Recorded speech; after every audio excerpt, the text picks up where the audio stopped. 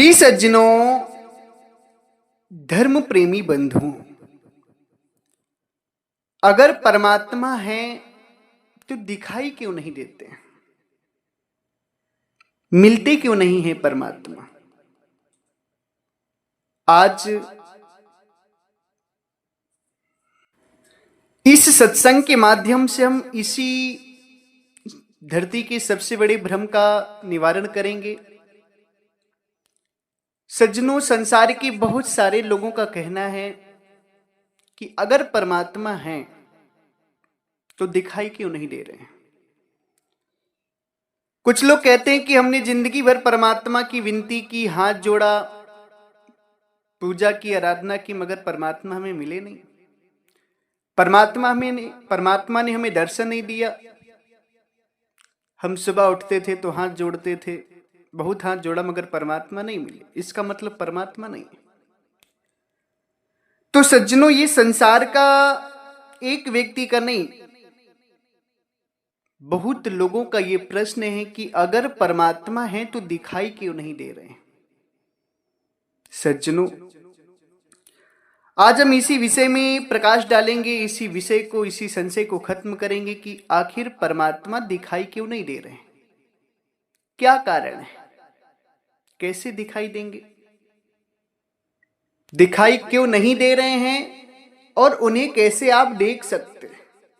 दोनों बात आज हम इस सत्संग के माध्यम से आप सभी को समझाएंगे। सत्संग बहुत ही दिव्य है। परमात्मा का दर्शन कैसे होगा, परमात्मा दिखाई क्यों नहीं दे रहे, उसका कारण क्या है, इसको समझने के लिए आपको सत्संग पूरा श्रवण करना होगा। साथ ही साथ परमात्मा का ये जो दिव्य ज्ञान का चैनल है, इसे आप सभी सब्सक्राइब जरूर कर लें।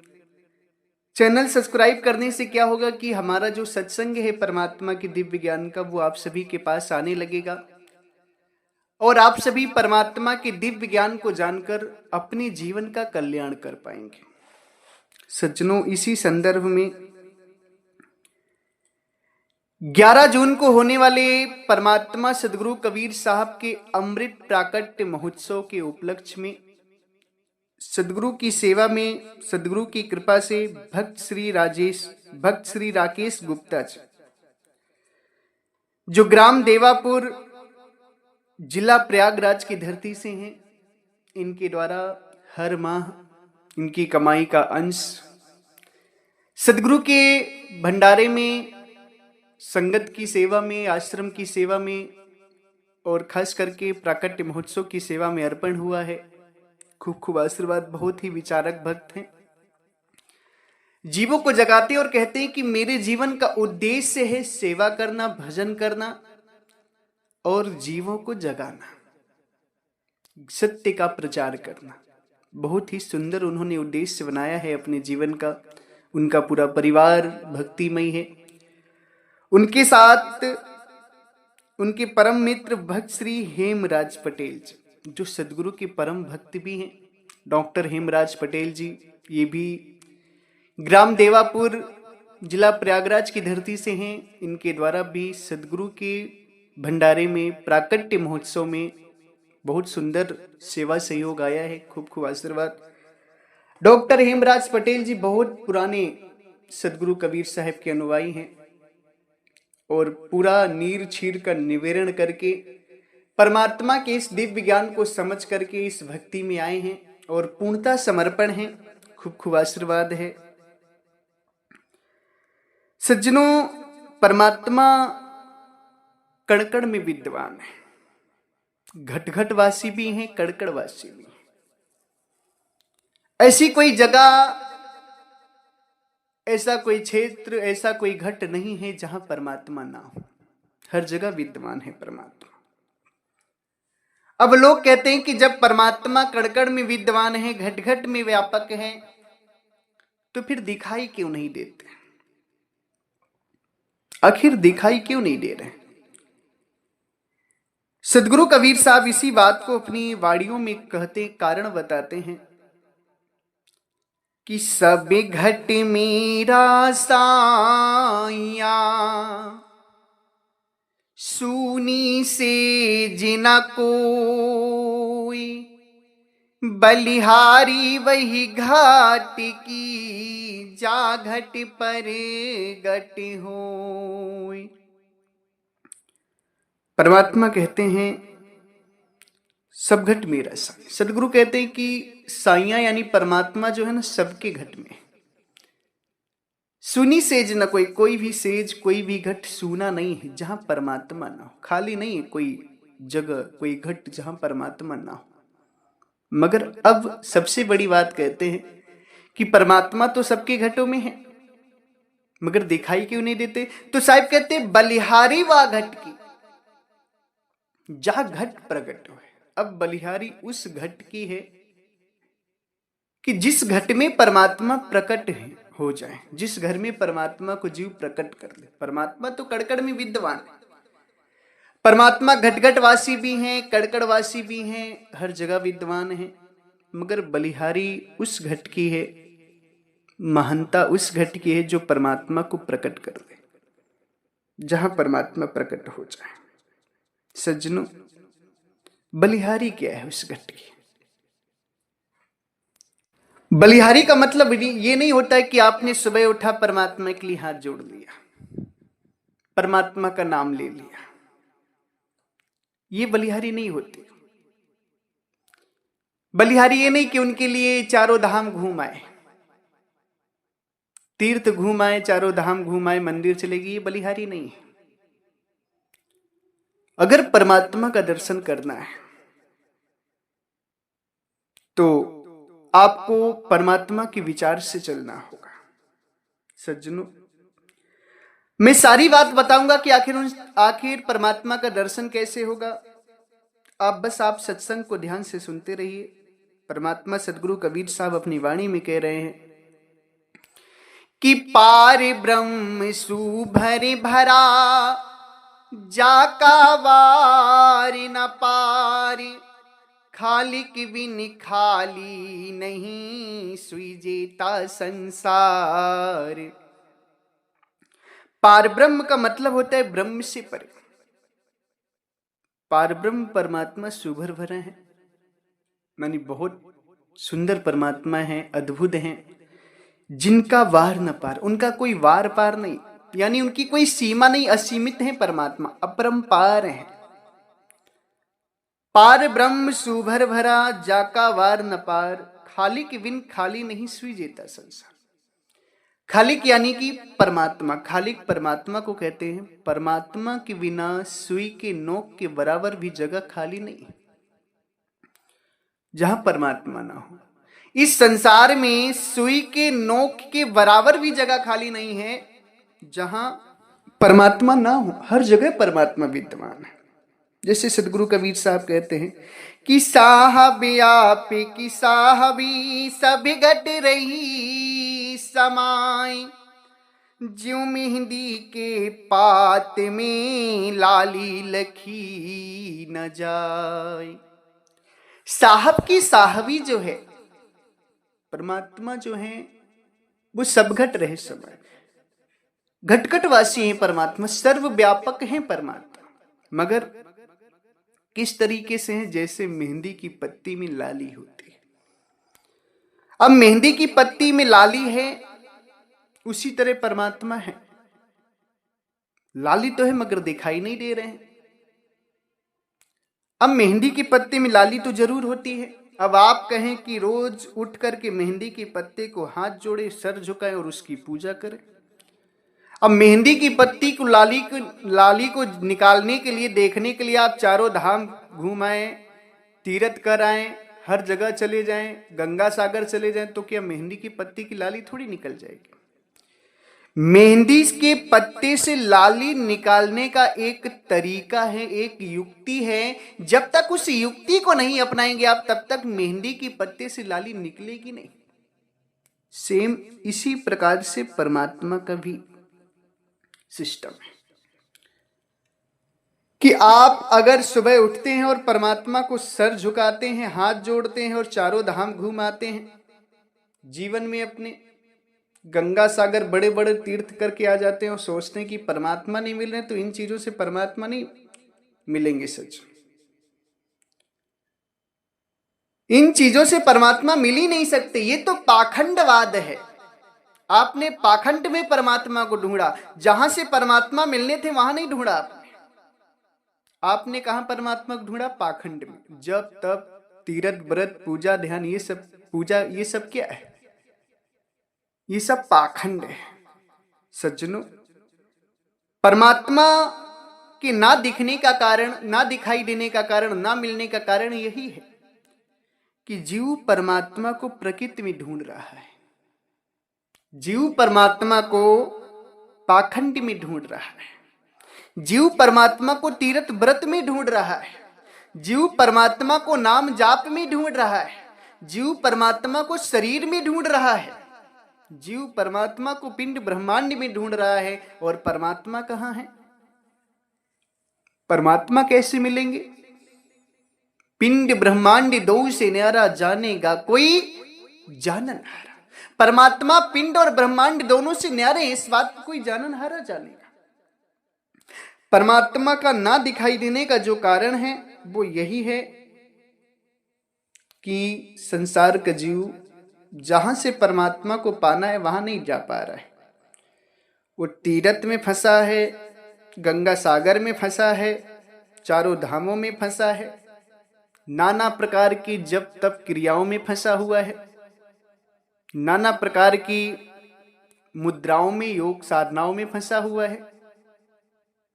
इसी के कारण जीव को परमात्मा नहीं मिल रहे। और परमात्मा सदगुरु कबीर साहब सीधे सीधे अपने मिलने की बात को बताते हैं, एकदम घुमाते फिराते नहीं। वो सीधे कहते हैं कि देखो, अगर मुझे मिलना यानी परमात्मा को जानना है तो सर्वप्रथम तुम्हें क्या करना होगा। परमात्मा तो घट घट में व्याप्त है, कण कण में विद्यमान है, मगर परमात्मा को जानने के लिए तुम्हें करना क्या होगा? तो साहेब कहते हैं कि जब लग नहीं चिन्हो यहाँ आत्म, तब लग नहीं मिली है परमात्म। सदगुरु कबीर साहब सीधे कह दिए, सारी बात को खत्म कर दिए और कह दिए कि अगर मुझे जानना है तो जब तक इस आत्मा को नहीं जानोगे, जब तक अपने निज स्वरूप को नहीं जानोगे, तब तक तुम्हें हमारा ज्ञान यानी परमात्मा नहीं मिल सकते। जब लग नहीं चिन्हो यह आत्म, जब तक तुम अपनी आत्मा को नहीं जानोगे तब तक तुम्हें परमात्मा का ज्ञान नहीं हो सकता। क्यों? क्योंकि परमात्मा का ज्ञान ये शरीर नहीं करेगा, परमात्मा का दीदार ये आंखें नहीं करेंगी, परमात्मा को ये हाथ नहीं छुएंगे। परमात्मा का दीदार आत्मा करेगी, आत्मा के आंख से परमात्मा का दर्शन होगा। इसलिए सदगुरु कबीर साहब कहते हैं कि पहले तुम कौन हो अपने आप को जानने की कोशिश करो कि आखिर तुम हो कौन। अब आपसे पूछा जाता है कि आप कौन हो, तो आप बताते हैं हम फलाने हैं। फिर पूछा जाता है आप बताओ हो कौन, तो आप कहते हैं हम आदमी हैं, हम औरतें हैं, हम फलाने, हम ठिकाने हैं, हमारा नाम ये है। आप संसार का नाम बताते हैं, उस शरीर का परिचय देते हैं। आपकी आत्मा कैसी है आपने नहीं देखा। क्या आपको अपने निज स्वरूप का ज्ञान है? नहीं है आपको अपने निज स्वरूप का ज्ञान। जब आपका परिचय पूछा जाता है तो आप शरीर का परिचय देते हैं। और शरीर क्या, ये तो नाशवान चीज है, इसका तो 60 साल 80 साल 70 साल 100 साल में विनाश हो जाना है, नाश हो जाना है। ये आपका परिचय नहीं है। आपका परिचय आपका आत्म स्वरूप है, और आत्म स्वरूप को तो आप जानते ही नहीं है। आप तो शरीर को ही आत्मा मानकर बैठ गए। यही कारण है कि आप परमात्मा को देख नहीं पा रहे, क्योंकि परमात्मा को देखेगी आपकी आत्मा, और आत्मा आपकी शरीर में फंसी हुई है। आत्मा की सूरत जो है शरीर में फंसी हुई है, जिसके कारण वो अपने निज स्वरूप को नहीं जान पा रही और परमात्मा को नहीं जान पा रही। तो सर्वप्रथम आपको आपकी आत्मा को जानना होगा। अगर परमात्मा को देखना है, परमात्मा से मिलना है, तो ये युक्ति है, यही बलिहारी है आत्मा को जानना। और जब तक आत्मा को नहीं जानोगे परमात्मा मिल नहीं सकते, क्योंकि सदगुरु कबीर साहब कहते हैं कि जब लग नहीं चिन्हो यह आत्म, तब लग नहीं मिली है परमात्मा। जब तक आत्मा को नहीं चिन्होगे तब तक परमात्मा नहीं मिलेगी। और सदगुरु क्या कहते हैं कि आत्म चीन चीन परमात्म संत कहावे सोई, यही भेद काया से बाहर ओ जाने विरला कोई। परमात्मा कहते हैं कि आत्म चीन परमात्म चीने, पहले आत्मा को जानना होगा तब परमात्मा को जान पाओगे। संत कहावे सोई, जो आत्मा को जान करके परमात्मा का ज्ञान करता है वो संत होता है, और जो आत्मा का ही ज्ञान दे वो असंत होता है। वो पूर्ण गुरु नहीं ना पूर्ण संत है, वो बस अपनी दुकानदारी चला रहा है। आत्मा का ज्ञान अधूरा ज्ञान है और परमात्मा का ज्ञान पूर्ण ज्ञान है। तो जो अधूरे गुरु होते हैं वो आत्मा तक का ज्ञान देते हैं और पूर्ण गुरु परमात्मा का ज्ञान देते हैं। तो सज्जनों, सदगुरु कबीर साहब कहते हैं कि आत्म चीन परमात्म चीने संत कहावे सोई। जो आत्मा को जानकर के परमात्मा को जानते हैं वही संत होते हैं। और आत्मा परमात्मा का जो भेद है यही भेद काया के बाहर, ये भेद काया के बाहर है, काया में नहीं, काया नहीं शरीर में नहीं। अब यहां पर सबसे बड़ा एक कारण और खड़ा हो जाता है। सबसे बड़ा एक कारण और क्या खड़ा हो जाता है कि आप परमात्मा को शरीर में ढूंढते हैं। शरीर यानी कि काया, काया यानी कि देह, शरीर। आप आत्मा और परमात्मा को शरीर में ढूंढते हैं और आत्मा परमात्मा के भेद कहां है? काया से बाहर है।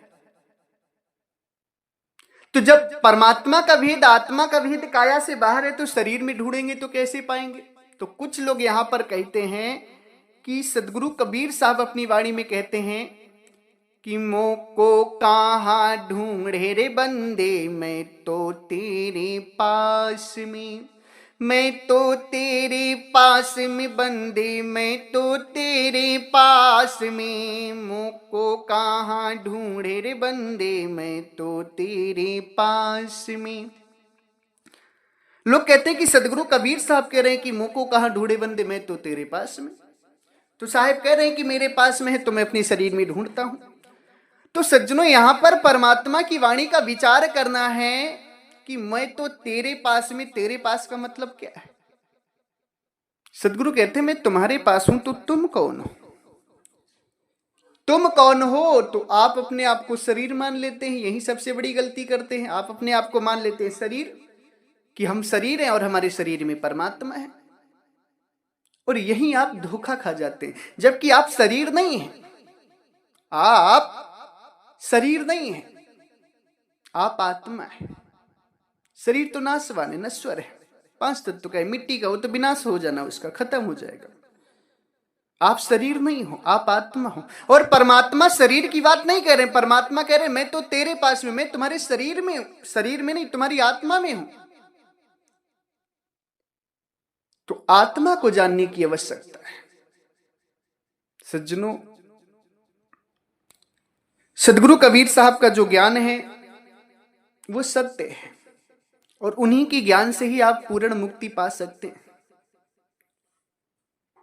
और जब तक आप शरीर में परमात्मा को ढूंढेंगे, जब तक तीर्थ व्रत में ढूंढेंगे, गंगा सागर में ढूंढेंगे, चारों धामों में ढूंढेंगे, तो ढूंढते रह जाएंगे, ढूंढते ढूंढते 84 चले जाएंगे, मिल नहीं सकते आपको परमात्मा।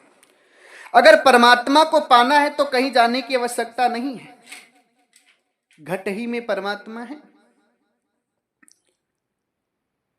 कौन से घट में? आत्म घट में। आत्मा को जानना होगा, परमात्मा मिल जाएंगे अपने आप। इसलिए आत्मा का ज्ञान करना है, और आत्मा परमात्मा का जो ज्ञान है वो शरीर में नहीं है, शरीर से बाहर है।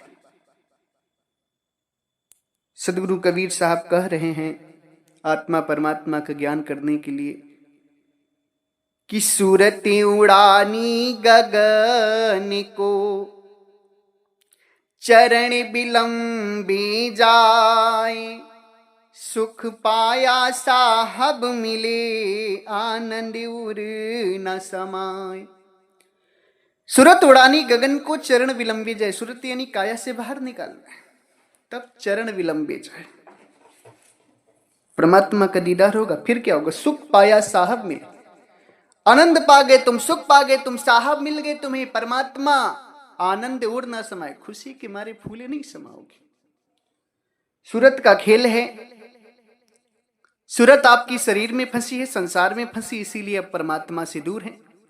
इसी सूरत को शरीर से संसार से उपराम करके लगा देंगे परमात्मा में तो मिल जाएंगे परमात्मा। जैसे सदगुरु कबीर साहब कहते हैं कि सूरत फंसी संसार में, तासे पड़ी गए दूर, सूरति बांधी स्थिर करो, आठों पहरी हजूर।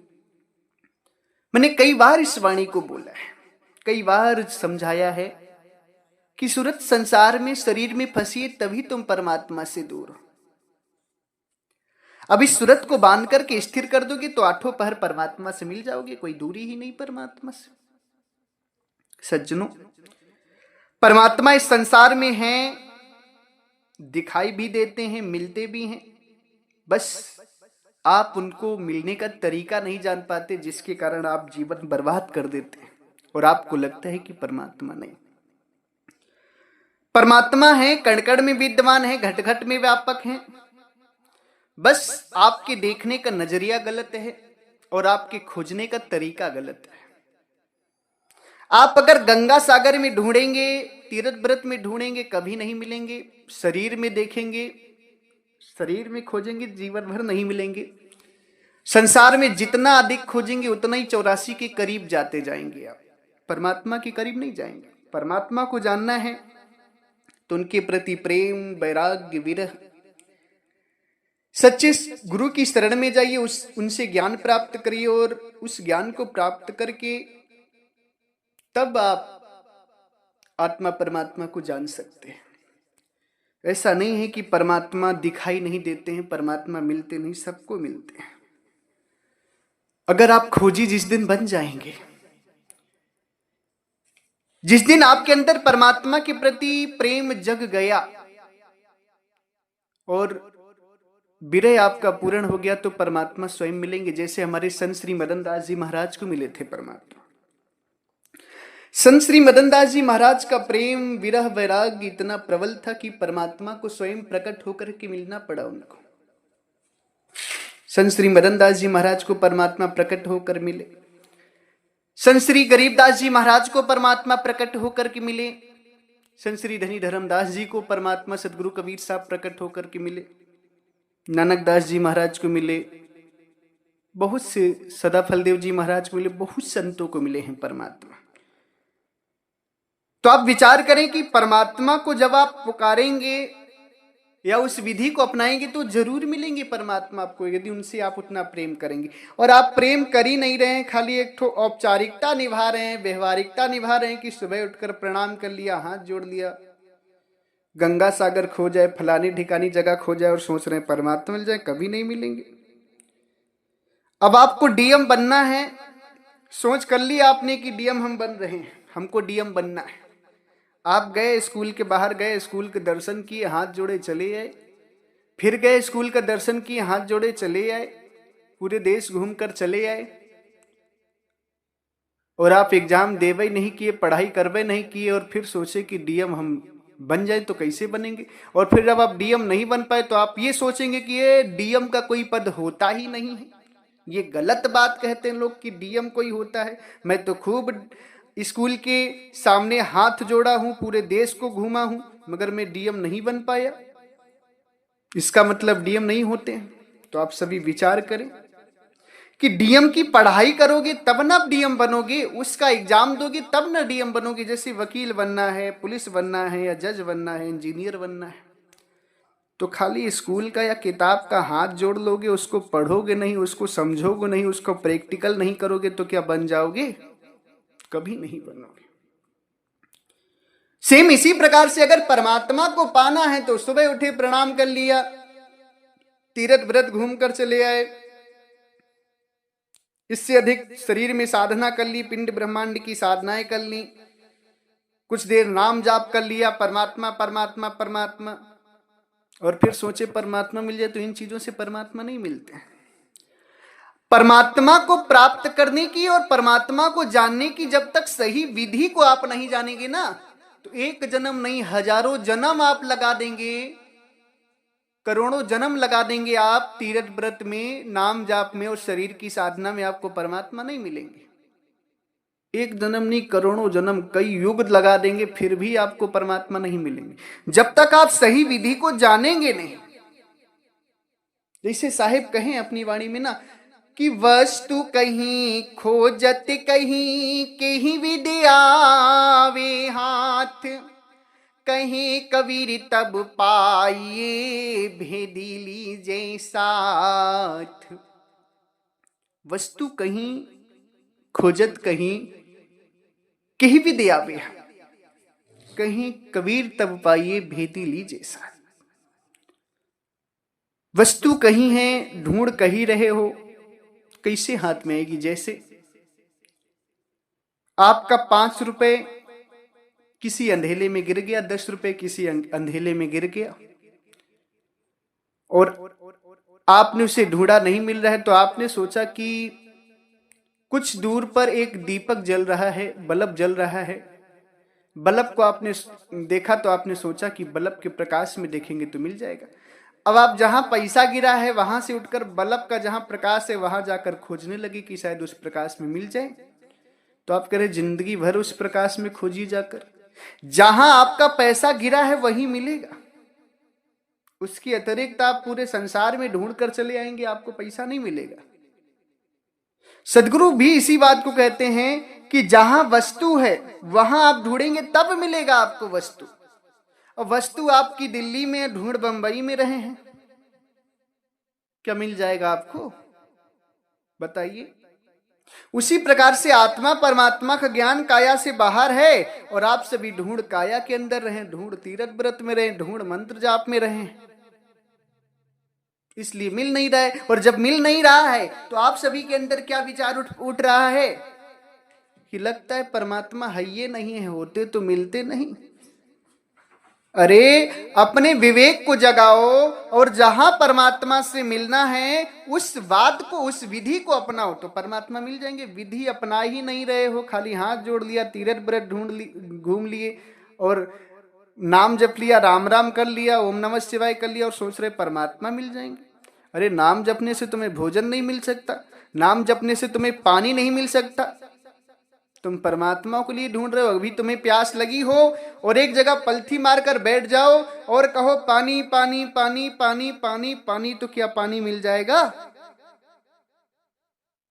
तुम पानी पानी रटने से पानी प्राप्त नहीं कर सकते, भोजन भोजन रटने से भोजन प्राप्त नहीं कर सकते, कपड़ा कपड़ा रटने से कपड़ा प्राप्त नहीं कर सकते, तो परमात्मा परमात्मा रटने से परमात्मा कैसे प्राप्त कर लोगे? जरा विचार करो अपने जीवन में। इसी में संसार फंसा हुआ है। कोई मंत्र जाप कर रहा है तो कोई तीर्थ व्रत में ढूंढ रहा है, तो कोई गंगा सागर में ढूंढ रहा है, तो कोई मंदिर में ढूंढ रहा है, तो कोई पिंड में ढूंढ रहा है, तो कोई ब्रह्मांड में ढूंढ रहा है, मगर जहां परमात्मा मिलेंगे उस वहां कोई जा ही नहीं रहा है। सज्जनों, परमात्मा कहां मिलेंगे? सदगुरु कबीर साहब कहते हैं परमात्मा से मिलने का मार्ग जो है कि अरे चित अविगत है निर्धारा, जाना जाहिना वारे न पारा। अरे चित अविगत है निर्धारा, जाना जाहिना वारे न पारा। परमात्मा कहते हैं कि अर्चित अविगत जो है ना, अविगत यानी परमात्मा, वो निराधार में, निराधार से उनका ज्ञान होगा। निराधार क्या है? निराधार यानी अधर, जहां किसी का आधार ना हो, अधर कहते हैं, यानी धर से परे। धर क्या है? शरीर। शरीर से बाहर परमात्मा का ज्ञान है। शरीर तो नासवान है, इसमें परमात्मा को ढूंढना ही नहीं है। शरीर से बाहर परमात्मा को ढूंढना है, वहीं से ज्ञान होगा। उसी को सदगुरु कबीर साहब भी कहते हैं कि भक्ति भक्ति बहु कठिन है, रति न चाले खोट, और निराधार की भक्ति है, अधर धार की चोट। निराधार की असली भक्ति है। अधरधार की चोट, अधरधार में ध्यान लगाना है, वहीं से परमात्मा की प्राप्ति होगी। और उस निराधार को आपको जानना है, उस अधर को आपको जानना है, तो 11 जून को परमात्मा सदगुरु कबीर साहब का अमृत प्राकट्य दिवस मनाया जाएगा गाजीपुर की धरा पर। बहुत ही भव्य तरीके से, विधिवत ढंग से परमात्मा का अमृत प्राकट्य महोत्सव मनाया जाएगा, जिसमें आप सभी सादर आमंत्रित हैं। उसी में वो निराधार की दीक्षा भी दी जाएगी, साधना भी बताई जाएगी, जिससे परमात्मा की प्राप्ति होगी। उसी में आप सभी आए। जो भी भक्त हंसजन हैं, जो गुरु भक्त हैं, उनको तो गुरु की आज्ञा है, उनको आना ही आना है। और सभी भक्तों को अपने घर पर बोल के आना है कि 11 जून की शाम को अपने घर में दीपक जरूर जलाएं। दीपक जरूर जलाने हैं, एक दो नहीं, बहुत सारे दीपक छत पे जलाने हैं, कैंडल जलानी है, दीपक जलाने हैं, परमात्मा के प्राकट्य का महोत्सव मनाना है। ये गुरु की आज्ञा है कि सभी को अपने अपने घरों में दीपक जरूर जलवाने हैं 11 जून को। इसी के साथ हम अपनी वाणी को विराम देते हैं। सज्जनों, हमारे आश्रम से 5 ग्रंथ प्रकाशित हैं, जिसमें परमात्मा सदगुरु कबीर साहब का बीजक ग्रंथ, परमात्मा सदगुरु कबीर साहब की असली साखी ग्रंथ, बीजक और साखी ग्रंथ को समझने के लिए 3 किताबें और हैं। टोटल 5 किताबों का सेट है। आप सभी जिन भी भक्त हंसजनों को, श्रोतागणों को वो ग्रंथ चाहिए, तो आप सभी कोरियर के द्वारा, पोस्ट ऑफिस के द्वारा उन ग्रंथों को प्राप्त कर सकते हैं। हमारे नंबर पे संपर्क करें, सस्ते दामों में आपको ग्रंथ पहुंचा दी जाएगी आपके घर। इसी के साथ अगर हमारी वाणी वचनों से, शब्दों से आप सभी किसी भी भक्त हंसजन, संत महापुरुष, श्रोतागणों को किसी भी प्रकार का दुख पहुंचा हो, या मेरी वाणी बुरी लगी हो, मेरी वाणियों से ठेस पहुंचा हो, आपको आहत हुआ हो, तो हम आप सभी के चरणों में सर रख करके क्षमा प्रार्थी हैं। संत का कार्य दुख देना नहीं है। हम तो बस परमात्मा की दिव्य ज्ञान को बता रहे हैं, जिससे आप सभी का कल्याण हो सके, सही बात को जानकर आप सभी अपने जीवन का कल्याण कर सके, आत्मा परमात्मा की प्राप्ति करके मुक्त हो सके, जन्म मरण 84 के बंधन से मुक्त हो सके। यही मेरा उद्देश्य है, यही मेरा अभिप्राय है। आपको दुख देना, आपको कष्ट पहुंचाना, ठेस पहुंचाना मेरा उद्देश्य नहीं है। अगर फिर भी मेरी वाणियों से आप सभी को कहीं से थोड़ा सा भी कष्ट हुआ हो या दुख हुआ हो, तो पुनः आप सभी के चरणों में हम सर रख करके क्षमा प्रार्थी हैं। आप लोग मुझे क्षमा करिएगा।